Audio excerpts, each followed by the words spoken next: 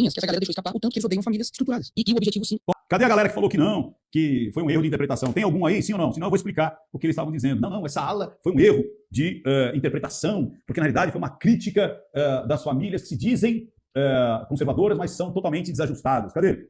Tem a galera aí? Não, não tem, né? Mas se tiver, a gente vai explicar. Pois bem, logo depois que isso aconteceu, ficou descaradamente uma crítica não só às famílias, mas aos chapéus dos quais as pessoas estavam utilizando. E aí eu vou explicar para você, tinha o chapéu do agro, tinha o chapéu da mulher branca bem-sucedida, ou seja, você mulher não pode ser bem-sucedida. Se você for, você vai ser ridicularizado.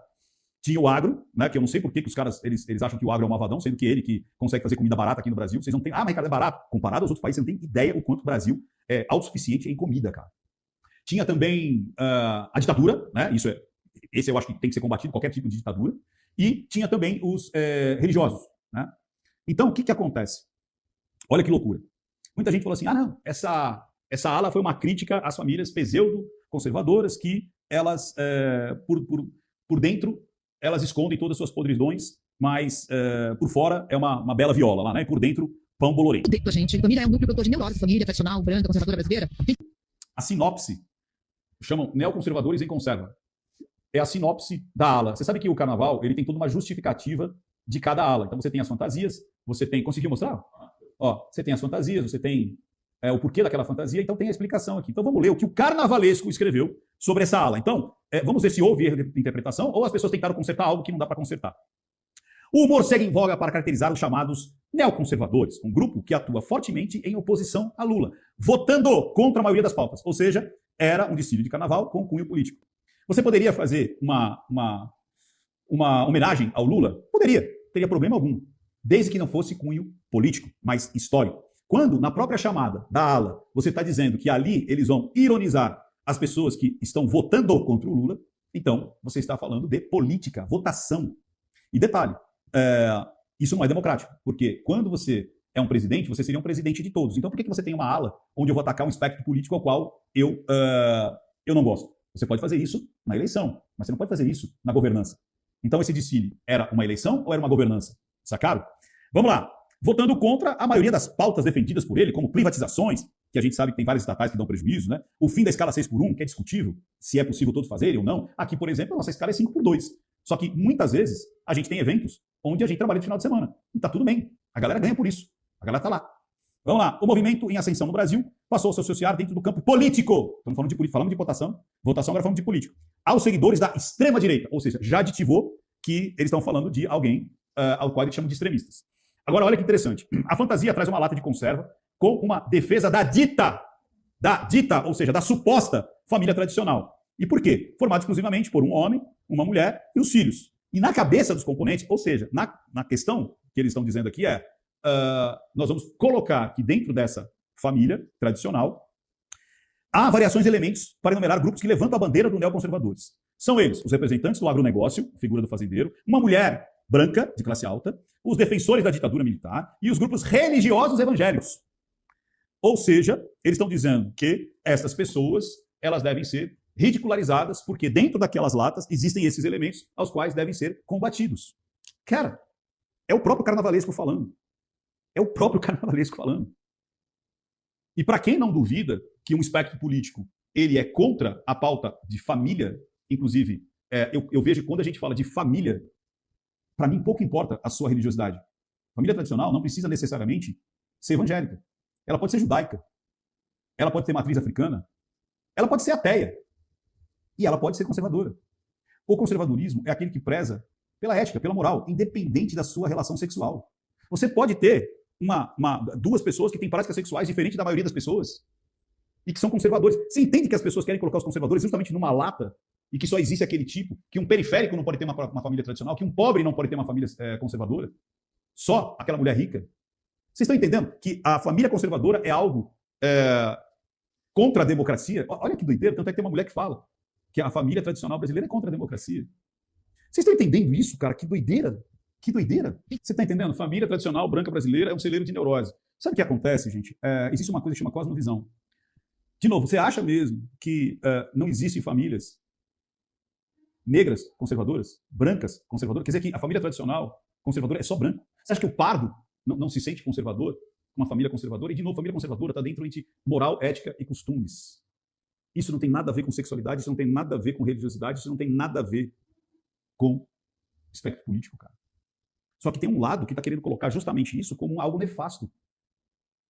Tá tão claro isso. Gente, isso é um horror. Isso é a base do fascismo. Assim, É a base do fascismo. Ela não sabe nem o que é isso, muito provavelmente. Que o fascismo, o que ela quis dizer aí, esse ismo, é justamente tudo dentro do Estado e nada fora do Estado. Onde o Estado controla tudo, onde todas as coisas são orquestradas pelo Estado, onde a individualidade, ou seja, a família, é menosprezada. Ou seja, ela está dizendo justamente uma coisa antagônica. Quem não gosta da família são as ditaduras, quem não gosta das famílias são aqueles que querem controlar tudo, inclusive a saúde, inclusive no sentido não amplo de prover a saúde, mas que você seja submetido àquilo que o Estado acredita que é bom para você. Saúde que eu falo é no amplo geral, tá? É saúde física, é mental, é estrutural, saúde política, saúde de comunicação. Existe o que é saudável e o que é repugnante.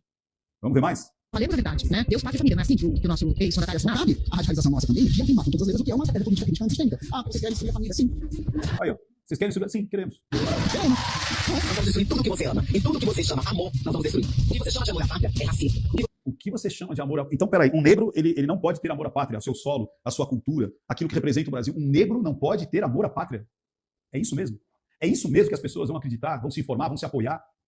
O que você chama de amor a Deus é fundamentalismo. O que você chama de amor a Deus é fundamentalismo. Então quer dizer que se eu acreditar em Oxalá, se eu acreditar em Ansan, é fundamentalismo? Porque as pessoas têm os seus deuses. Não existe só o Deus judaico-cristão. Inclusive, se eu for budista, se eu for hinduísta, como é que faz? Se eu achar que Brahma, Vishnu e Shiva são os meus protetores, então isso é fundamentalismo? Vocês estão entendendo que há um ataque frontal só de um povo, de uma crença, de uma cor de pele? Não é justamente isso a dicotomia? Não é isso você querer limpar a sociedade em prol da sua visão do que é uma sociedade? Quer dizer, os costumes, aquilo que a gente vem dos nossos pais e que funciona, que vieram dos nossos avós, sabe? Respeite os mais velhos, sabe? Seja altruísta, olhe as pessoas como iguais, a família, o patriotismo, de novo, o patriotismo. Quer dizer, vocês acham mesmo que uma pessoa, por conta da sua quantidade de grana, ela não vai ter orgulho de ver, às vezes, os seus heróis nacionais ganhando as suas medalhas, ganhando aquilo, e as bandeiras subindo, e as pessoas tendo orgulho dos brasileiros? Você acha que isso é de um espectro, espectro político, e não do racional, e não do natural, dos brasileiros? Vocês estão entendendo que um quer abraçar e o outro quer excluir? Um quer trazer todos para junto, independente das suas condições individuais? Você forma algo maior? Cara, deixa eu ver o que vocês estão falando aqui, porque para mim é tão óbvio, cara. Como é que o negócio é esse, cara? Como é que é esse negócio? Eu não estou entendendo, cara. Como é que as pessoas, elas não percebem isso? Eu não sei se é uma idiotização estrutural, é o professor falando isso todos os dias, que aí o professor dele também falou. É tão claro, é tão claro. Não dá para entender, cara. É tão óbvio. Mas eu acho que o Brasil está mudando, o Brasil está começando a entender que não é essa dicotomia, não existe um modelinho que, se você está desse lado, você tem que comprar todas as verdades desse lado. Quer dizer que então não tem negro patriota, não tem pardo patriota, não tem uma família que preza pelos costumes, preza pelos valores de família? Como é que é isso? De novo, não discuta com pessoas que tiveram a sua experiência particular com a família algo desastroso. Porque ela vai tentar jogar a neurose dela para você, como aquela senhora fez. Quando ela fala que é um antro de criações de neurose, é porque ela teve isso na família dela. Ela teve essa representação de pai, mãe, tios e sei lá na família dela. É como gente que fala assim, mas a minha família, meu pai era um abusador, ou meu tio era não sei o quê, ou minha mãe era assim. Então, é a tua família. Não queira colocar a tua régua, a tua experiência pessoal como algo normativo. Sacaram isso? Simples assim, cara.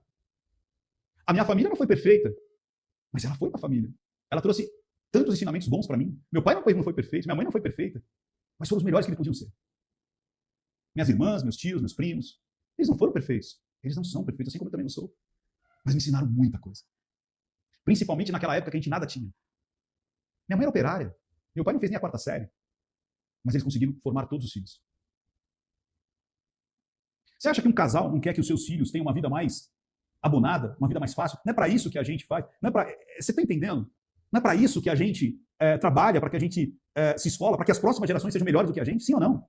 Não é isso, cara. Agora, se eu tenho uma experiência ruim, e eu tive experiências ruins com meu pai, com a minha mãe, com as minhas irmãs, eu vou focar só nas experiências ruins ou acreditar que as experiências ruins são somente o resumo daquilo que é uma família? Aonde esse povo quer chegar, cara? Aonde esse povo quer chegar com isso? Eu não sei. Às vezes eu fico pensando, o que a gente tem que fazer?